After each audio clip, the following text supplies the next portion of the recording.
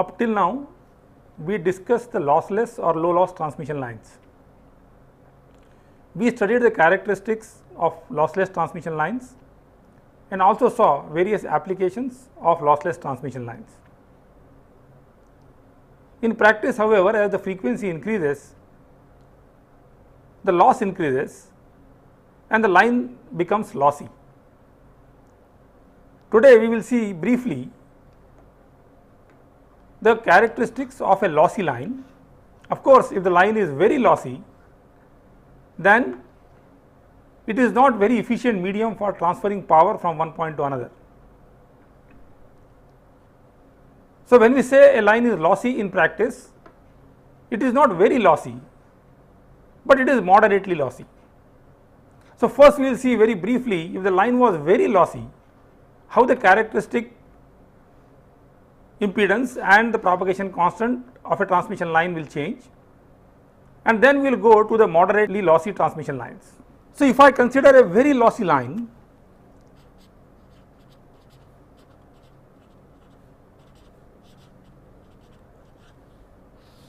which we can define when the resistance is much greater than the inductive reactance and the conductance is much greater than the capacitive reactance, we can call that line as a very lossy line, compared to what we had defined for a low loss transmission line, where the reactances were much larger compared to the resistive component.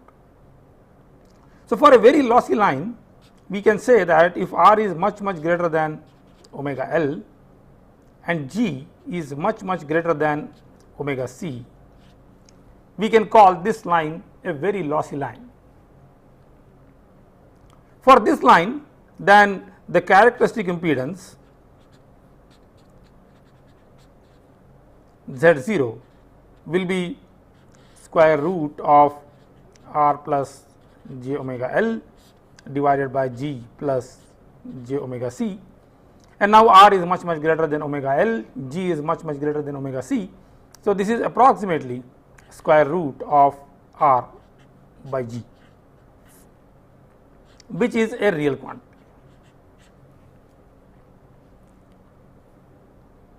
Similarly, the propagation constant gamma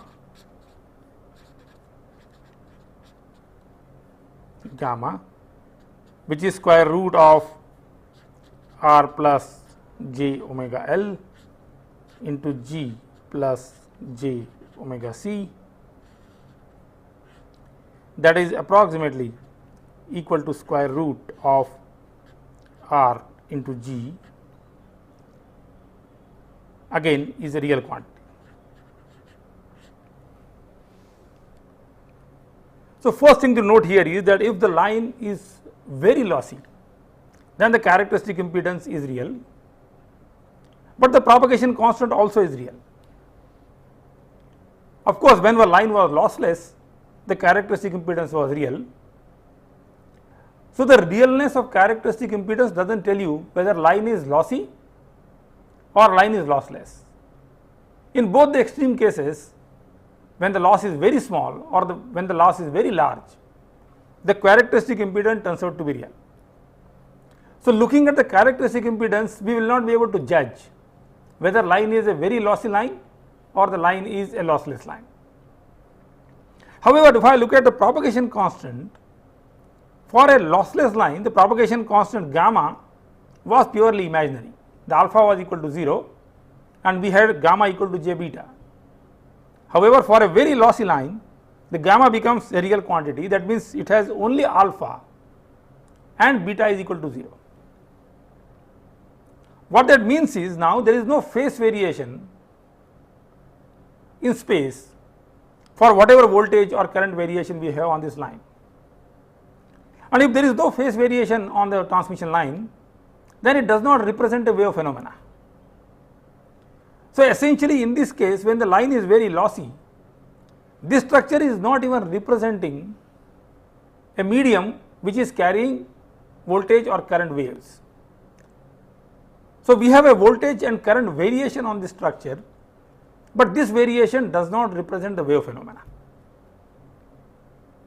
So, you have a voltage which varies now exponentially with the attenuation constant which is given by square root of Rg, and there is no phase variation. So, there is no travelling wave which is set up on the structure. So, obviously, we are not interested in this phenomena, we are investigating the wave phenomena on transmission lines. So, we are essentially considering the case where this condition is not really prevalent. What we have is R and G, they are comparable to these two quantities. So, R is comparable to omega L, G is comparable to omega C, and that line then we can call as the moderately lossy line. Even in that case, however, the standing wave characteristics on transmission line change, and we will see how the standing wave patterns will get modified if there was a significant loss on transmission line. So, what we are now considering is that yes, the waves are there on transmission line, and gamma is in general a complex quantity. So, alpha is not negligible compared to beta. So, we have in general the propagation constant gamma, which is alpha plus j beta. So, the travelling wave exponentially decays with a attenuation constant alpha, and it has a phase constant which is beta. Once I get this, I can go back to my original voltage equation which I derived for the general line, and then ask in this condition how the standing waves will get modified on the transmission line.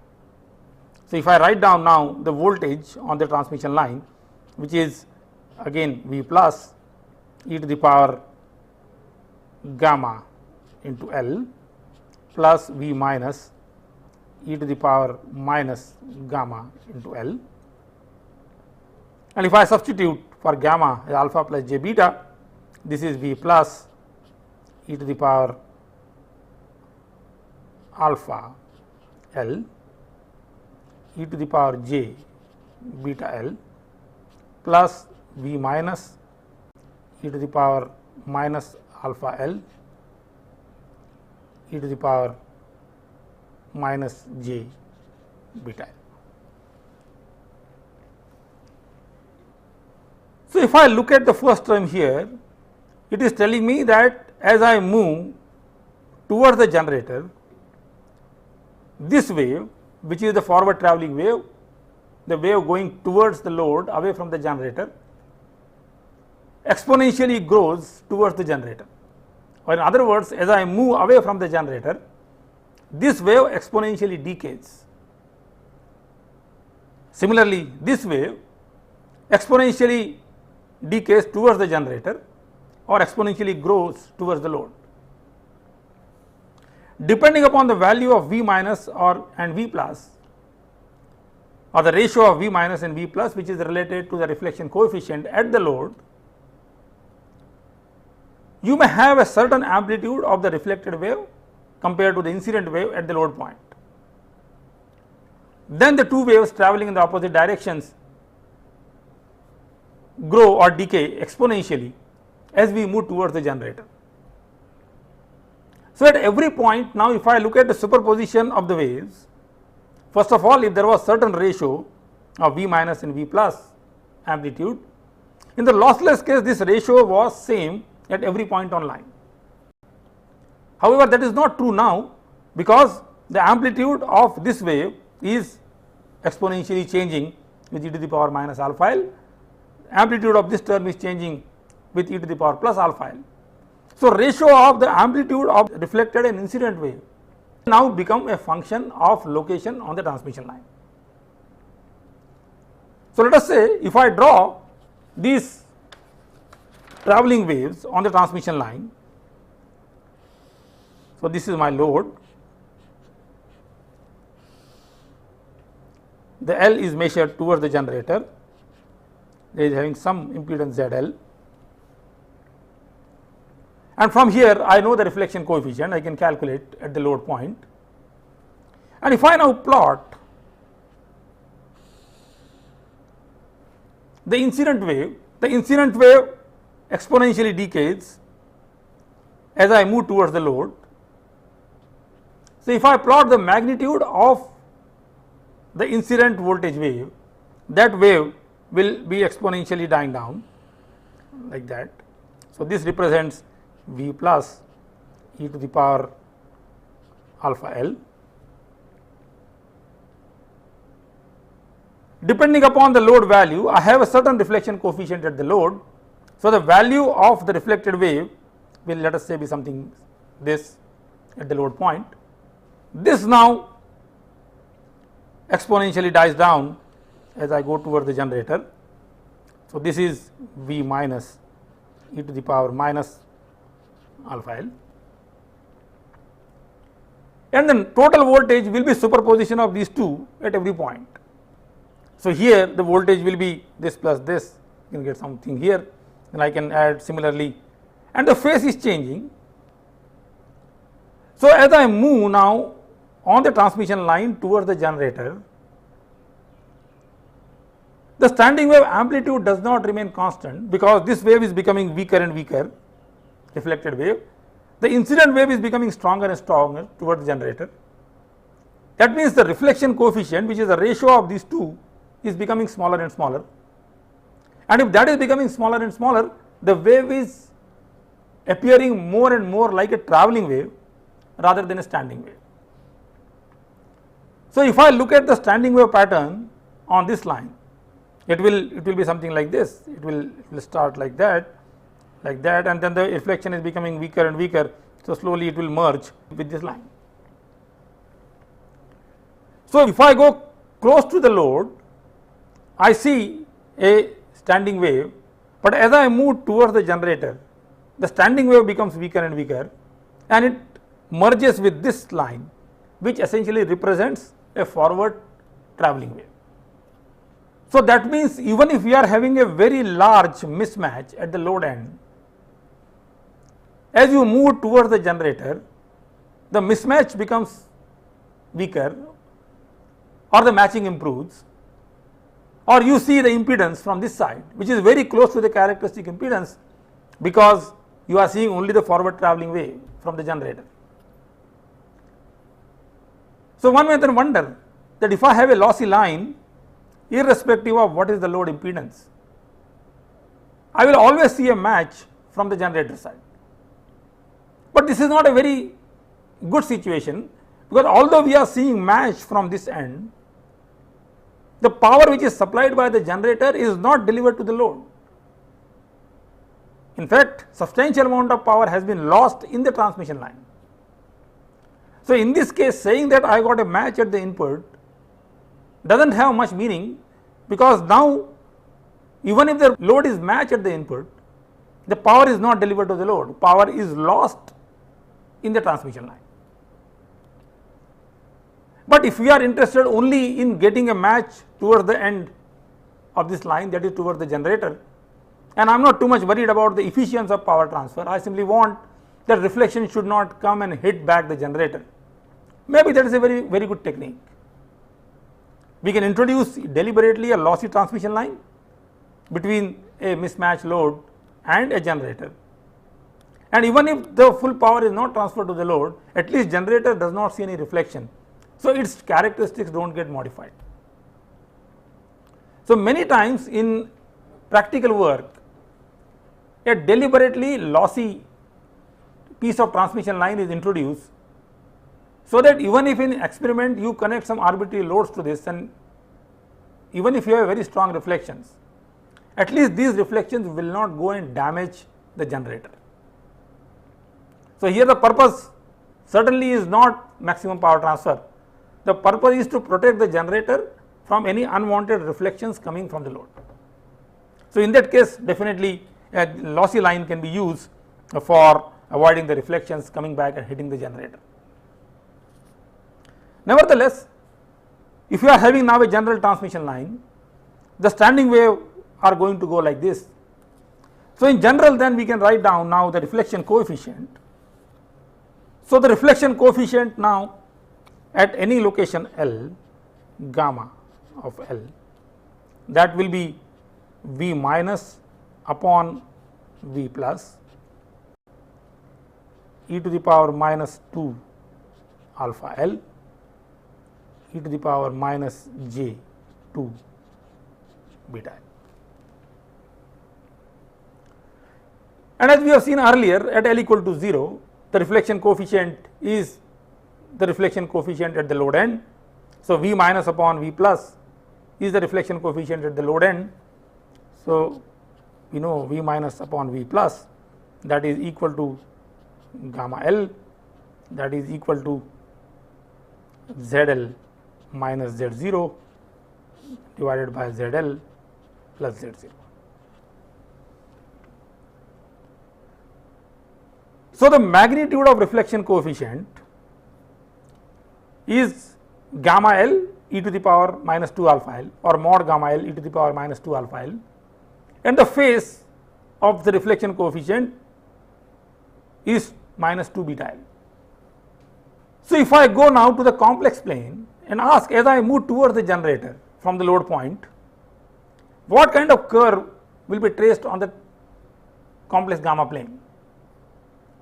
Or if I know the reflection coefficient at the load end, which is this, as I move towards the generator, how the reflection coefficient will change? One thing is immediately clear. If I substitute for V minus upon V plus as gamma L, this reflection coefficient at any location L will be equal to gamma L. Let me write down this as magnitude of this, and the phase of this will write explicitly e to the power minus 2 alpha L e to the power j theta L minus 2 beta L, where theta L is the phase of the reflection coefficient at the load end, mod of gamma L is the magnitude of the reflection coefficient at the load end. So, the total phase at distance L is theta L minus 2 beta L, and the amplitude of the reflection coefficient at location L is mod gamma L e to the power minus 2 alpha L. So, as we move towards the generator, L is positive. So, the amplitude of the reflection coefficient goes on systematically reducing. So, this one, as we have seen earlier in the complex gamma plane, the variation of phase gives me a rotation in the gamma plane because the angle is reducing as I move towards generator. But that time lossless line, this quantity was constant because this was not there. So, it used to trace a curve which was a circle. However, now since we are having this term, the radius of this circle is reducing continuously. That means this curve now essentially draws a spiral on the reflection coefficient plane. So, if I take the Smith chart, which is the complex gamma plane, and let us say initially the point was something here, that was the reflection coefficient magnitude. As I move on the transmission line towards the generator, I do not get a circle, but I will get a curve which will look more like that.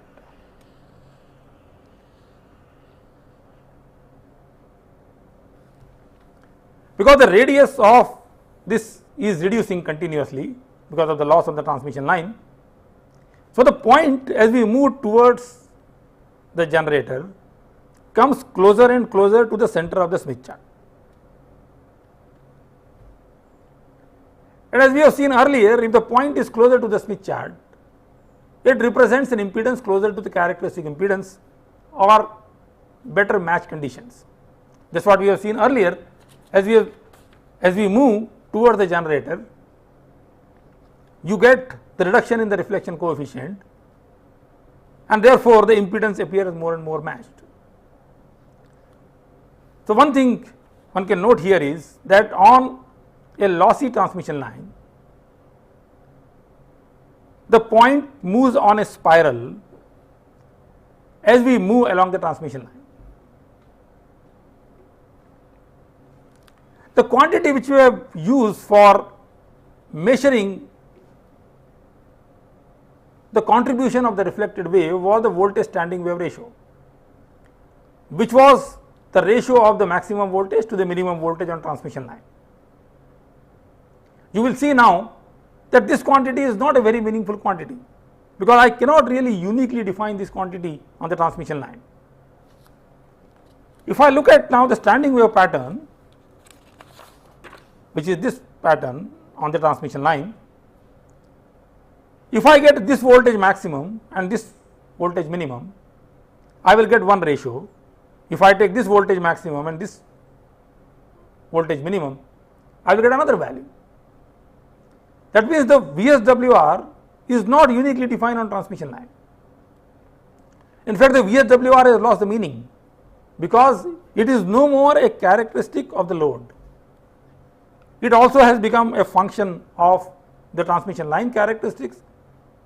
As a result, now the VSWR is a function of length along the transmission line. So, in case of a moderately lossy line, the VSWR is not a very meaningful parameter. If the line was low loss, I can still say, well, what value I get from this and what value I get from this. I can take maybe mean of these two quantities, and that is the VSWR which is in this region of the transmission line. If I go somewhere here, I will get another value of VSWR and so on. So, in general, when we are having a moderately lossy transmission line, the VSWR does not serve any purpose. So, we have to really go to the quantity which is the reflection coefficient quantity. Also, you will note that now since there is a loss and this function is no more a sinusoidal function, the separation between the two minima is not exactly equal to lambda by 2. So, if I get the minimum point here and if I get the next minimum here, this separation is different than half wavelength, which we get just from the phase relationship. However, this, as I mentioned, these are the extreme cases where the loss is very large. In practice, most of the transmission line have a loss which is reasonably small. So, we can still make an approximation that separation between the two minima is almost lambda by 2, and the VSWR is more or less same, at least zone wise on the transmission line. One can then ask, if I have a moderately lossy transmission line, how do I make use of the Smith chart? Can I make use of the Smith chart for impedance and other calculations? The answer is yes and no. Strictly speaking, if you want to do the impedance calculation by using Smith chart, you have to draw the spiral.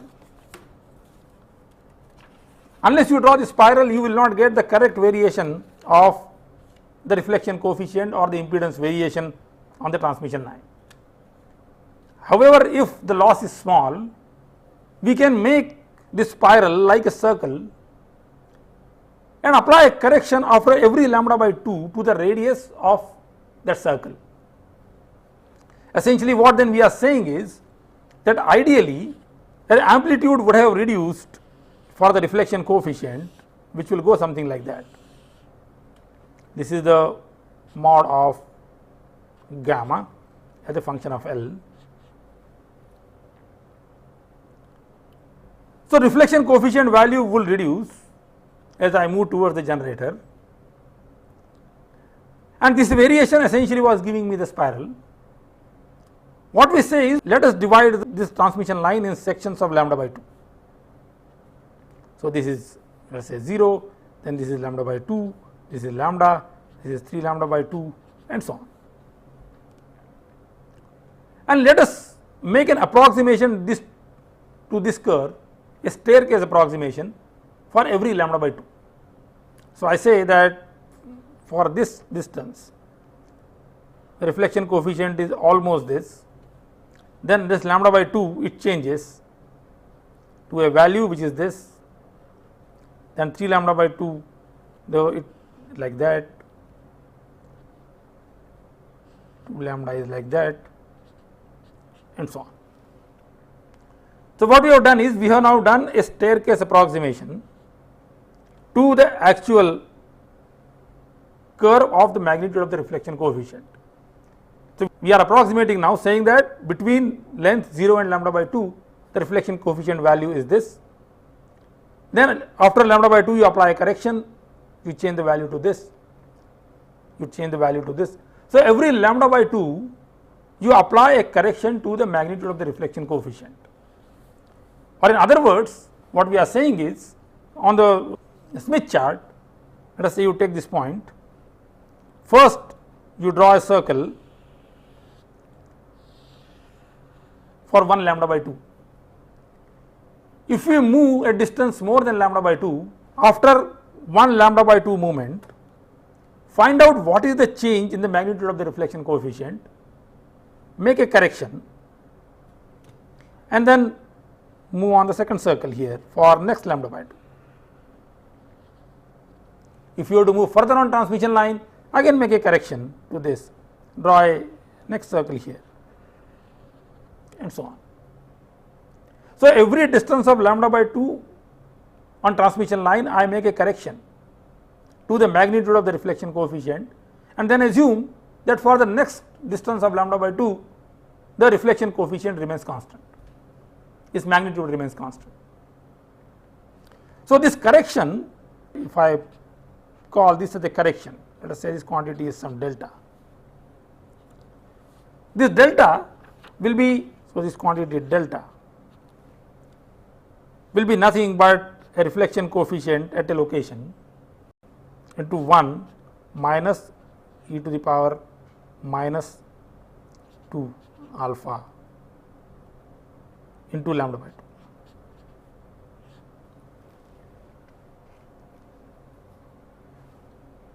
So, at any location on transmission line, the reflection coefficient will be gamma. After a distance of lambda by 2, the reflection coefficient would change to gamma e to the power minus 2 alpha into lambda by 2. So, the difference in these two quantities is nothing but this correction. So, if we are doing calculation on transmission lines which has a length much larger than wavelengths, then every lambda by 2 you keep applying correction to the magnitude of the reflection coefficient, and then essentially solve the problem. As I said earlier, if you want to have a very accurate analysis, then ideally you have to really draw the spiral on the Smith chart. Of course, nowadays with the help of the computer, you can even draw the spiral on the Smith chart and can do the accurate calculation. However, if you are not using a computing tool, then maybe the approximate steps which I mentioned here will be very useful in analyzing the impedance transformation characteristics on a lossy line. The analytical calculation of the impedances on a lossy line, they are as general as we discussed earlier. So, those impedance transformation relationship using the hyperbolic cosines and sines, they are applicable for the calculation of the impedances on transmission line. So, with this minor modification to the analysis, the Smith chart can be used for moderately lossy transmission lines. And as we saw, if the line is very lossy, then it loses the meaning of transmission because it does not have a wave phenomena. So, that line then represents only some kind of a resistive network on which the power dies down as we move on the transmission line. Now, let us move to the important aspect of the analysis of transmission line, and that is the measurement of characteristic impedance of transmission line. Up till now we have said that a transmission line is there, it has a characteristic impedance which is given to you a priori, and then we proceeded and did the calculations on transmission lines. One can ask, if somebody has given you a transmission line, how would you first find out what is the characteristic impedance and what is the propagation constant on transmission line? So, as I had mentioned earlier, transmission line is characterized by the primary constants R, L, G and C,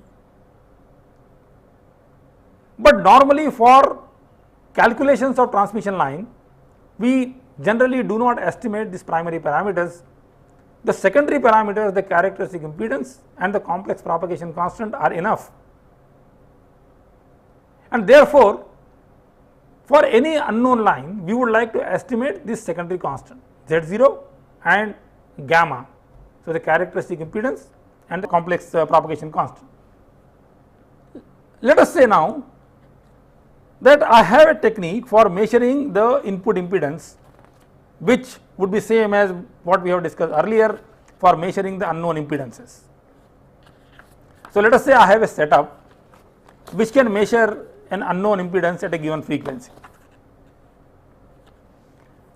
Let us say now I want to measure the characteristic impedance of a line, which in general is a moderately lossy line or low loss line. This measurement now can be done by conducting what is called a short circuit and open circuit test of a section of a transmission line. So, first what we do, we take some length of transmission line. Let us say I have some length of transmission line which is L, the length is L. I take one end of this transmission line and connect to this setup which measures the impedance. So, this is the impedance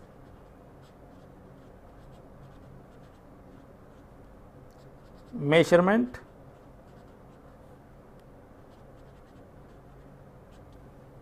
setup.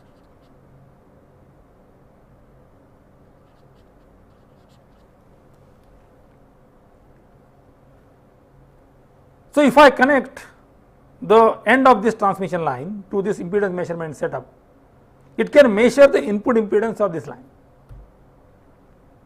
Now, what do? We conduct the two tests. I measure the input impedance of this length of line by making the other end of the line short circuit and open circuit.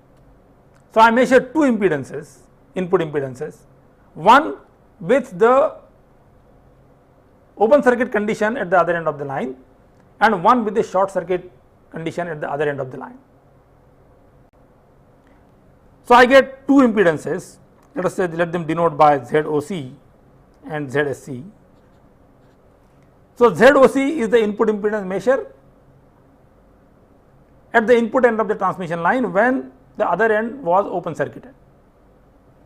So, as we know, this will be equal to the characteristic impedance cot hyperbolic of gamma L.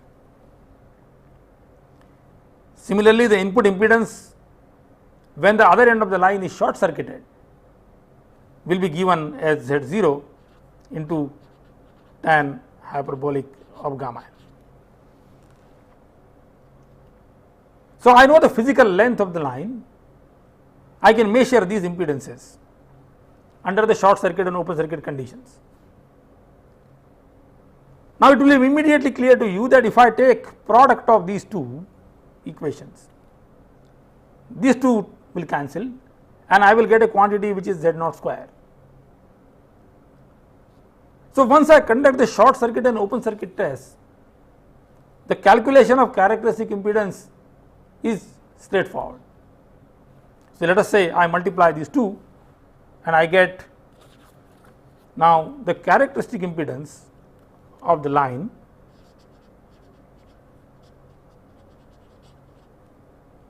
Z0, that will be equal to square root of ZOC and ZSC.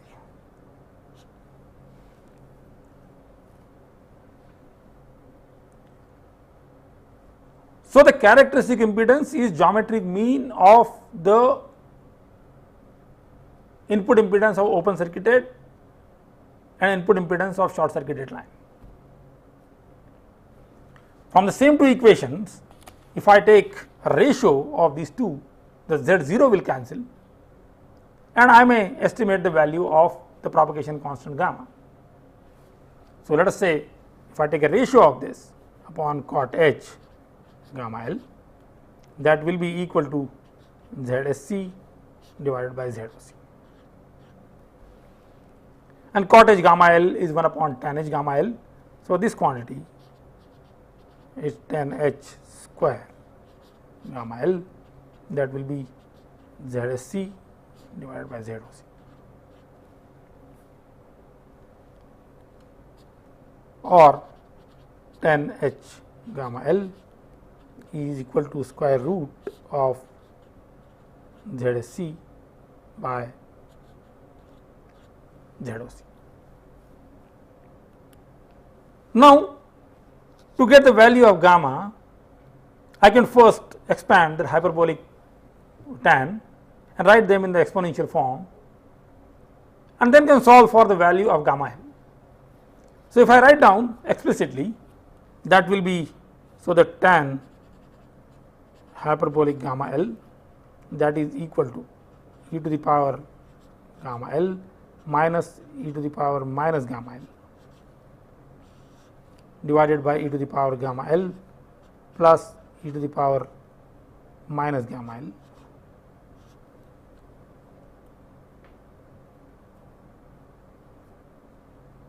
That is the quantity which is square root of ZSC upon ZOC. Just for the clarity, let me just call this quantity as some complex quantity A.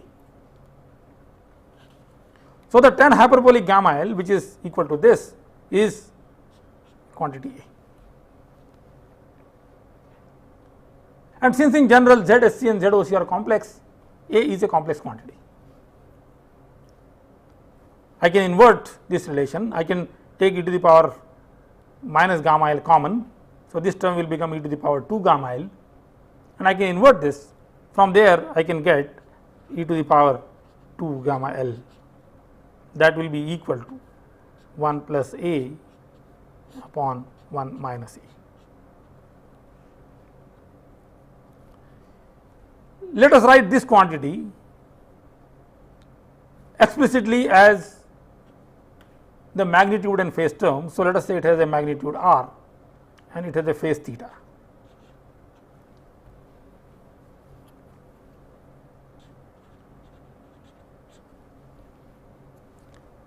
So, e to the power 2 gamma L, which is e to the power 2 into alpha plus j beta L, that is equal to r e to the power j theta.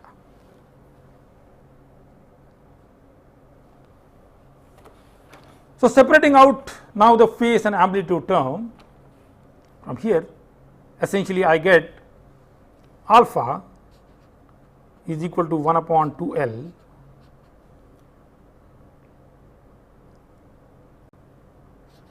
ln of r, that is equal to 1 upon 2 L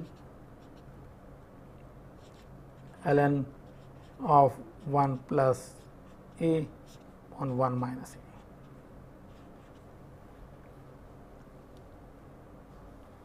So, from this relation, if I take the real part of that, which is e to the power 2 alpha into L, L is the length of the line, which is now in capital L. So, this quantity e to the power 2 alpha into capital L, that will be equal to r. So, now substituting for this r in this, I get the quantity alpha, which is given by that. This has to be quantity which is magnitude, because r is the magnitude of 1 plus A upon 1 minus A. So, the attenuation constant can be calculated once you know this value A, which is related to the open circuit and the short circuit impedances. So, we get the ZSC and ZOC, square root of the ratio of these two will give me this complex quantity A. From this A, I can get this value R, and from here then substituting into this, I get the attenuation constant of the transmission line. Equating the imaginary part or the phase part of this term, we get the propagation constant beta, that is equal to 1 upon 2 L theta, that is the phase of this term.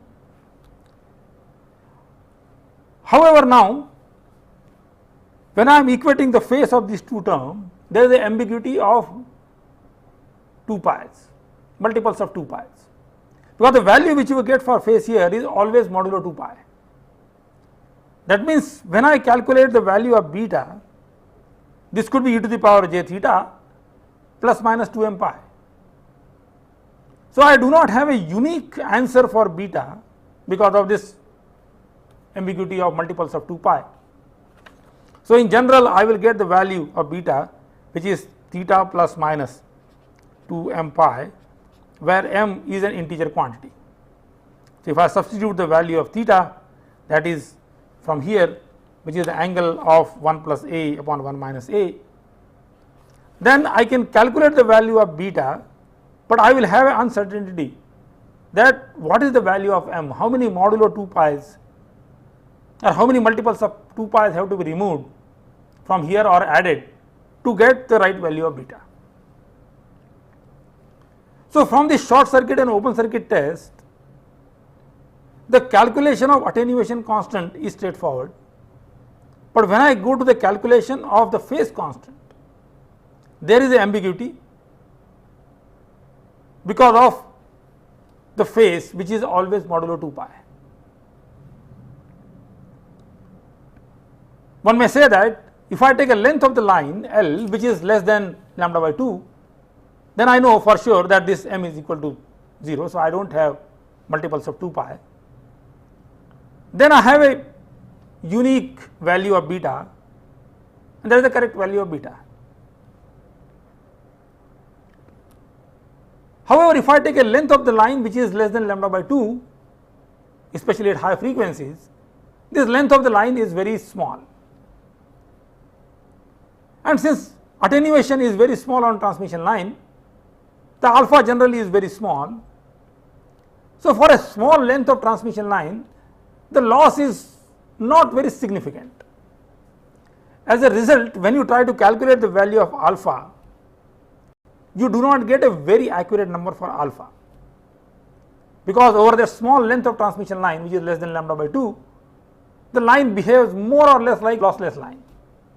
So, the estimation of the attenuation constant become unreliable if I take a small length of line which is less than lambda by 2. On the other hand, to improve the reliability of alpha, if I take a long length of the cable, then certainly I have now many more periods of the wavelength on this length of the cable or transmission line.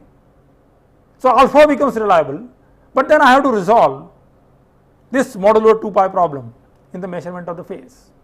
So, given this setup that we are measuring only the short circuit and open circuit impedance, we cannot resolve the ambiguity in the phase measurement, or we cannot measure the phase constant of transmission line reliably. So, what people normally do in practice, they do the measurement of transmission line at two frequencies. First, they do the measurement of the ZOC and ZSC, and from there they get the value of beta, which is ambiguous with 2 m pi. Then we change the frequency slowly, so that I get now again the same value of the phase variation, and as a result now the number of cycles which we had on the transmission line are just changed by 1. So, by changing slowly the frequency on transmission line, if I make sure that now only one cycle change has taken place, the m is changed from m to m plus 1, I get the value of beta, and then from here now I can subtract in the 2, I can find out what would be the correct value of the propagation constant beta. So, by carrying out the multiple frequency observation or two frequency observations of ZOC and ZSC, I can find out the phase constant accurately. So, in practice, whenever we do the measurement of the characteristic impedance, that time we have to do the measurement at two frequencies, and then from there we can get correct value of the estimate of beta. Let us now consider two frequencies, f1 and f2, on which we carry the measurement of ZOC and ZSC. Let us say at frequency f1, I get some value of ZOC and ZSC, and from there I get a phase constant beta, and let us call that quantity as beta 1, that is equal to 1 upon 2L into theta minus 2 plus minus 2 m pi. Let us take the plus sign here. So, this is 1 upon 2 L theta plus 2 m pi. Now, what we do is we slowly change the frequency and we go to a frequency where the ZOC and ZSC value again become same. Assuming that the length of the line is very large, by changing the frequency by a small amount, the attenuation constant alpha does not change significantly. So, what we are now essentially saying is, if I increase the frequency by a small amount, the number of wavelengths which are set up on the length of the transmission line, they are changed, and if they change by one cycle or 1 lambda by 2, then the loss does not change significantly, and that is the reason I get the same value of ZOC and ZSC. So, at another frequency f2, I will get a propagation constant beta 2, the value of alpha will come same, because by changing this frequency by a small amount, the attenuation constant is not changed. But since we have accommodated now one cycle of the wave on the transmission line, this quantity has become m plus 1. So, the phase constant beta 2 will be theta plus 2 into m plus 1 into pi.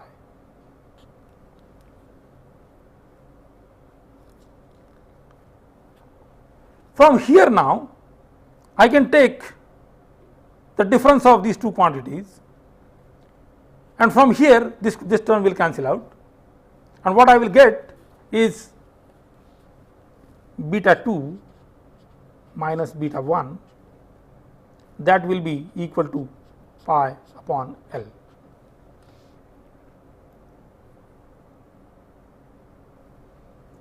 Now, we know beta 2 and beta 1, they are related to the velocity or the wavelength on the transmission line.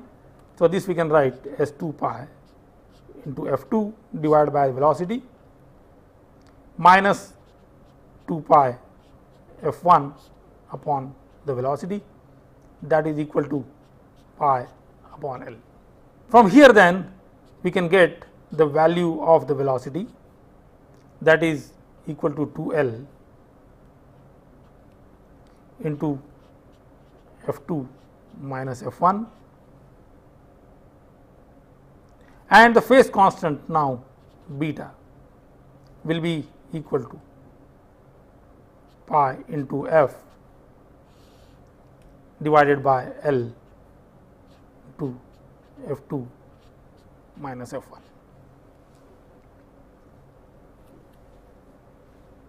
So, what we have done, we did the measurement at two frequencies which are closely spaced in such a way that by changing the frequency from f1 to f2, the number of cycles or section of the line are increased by 1. Then from there we calculate the value of the velocity on the structure, and once we get the velocity, then we can find out the value of propagation constant, because from velocity we can find out the wavelength, and the 2 pi by wavelength gives me the phase constant on the transmission line. One would wonder at this point that why are we doing the estimation of the velocity on the transmission line? Doesn't the wave travel with the velocity of light on the transmission line? Or if we know the value of beta, can't we find out what is lambda, and from there we can find out what is the velocity? In fact, the problem is exactly opposite. The problem is, depending upon the structure, the velocity of the wave changes. Frequency is the one which is very sacred, but depending upon the propagation characteristic, the velocity changes or the wavelength changes, and therefore the phase constant changes. So, it is not that we know the wavelength from the velocity and we are trying to find out beta. In fact, beta is the quantity which is the most unknown quantity. So, for a given structure, we first estimate the value of beta, then 2 pi divided by beta gives me a number that we call as the wavelength, and that wavelength multiplied by frequency, that gives me what is called the velocity of the wave on this structure. So, in practice, the measurement of the attenuation constant and the phase constant have to go through these steps, but this is the method which we mentioned is the short circuit or open circuit measurement test. This is the most widely used test in practice for measuring the characteristic impedance and propagation constant on the line. Of course, there are certain practical difficulties that whenever we try to put the open circuit or short circuit at high frequencies, it is difficult to put a very good open or short circuit to the end of the transmission line. Even if we short the two conductors of a transmission line, there will be always some inductance at the end. If you leave the two conductors open at the end of the transmission line, there will be some fringing capacitance at the end of the transmission line. So, at very high frequency, realizing an open circuit and short circuit is not that straightforward. So, people make extra effort to develop this module, what are called the short circuit modules and the open circuit modules, which can be connected to the end of the line to realize a good open or short circuit. As I mentioned again, that getting an ideal open circuit or a short circuit is not very easy as we go to high frequencies. So, let me summarize what we have done today. We discussed very briefly the characteristics of the lossy transmission line. We also saw how do we make use of a Smith chart when the line is moderately lossy, and we also saw a practical method for estimating the characteristic impedance and the complex propagation constant of a transmission line.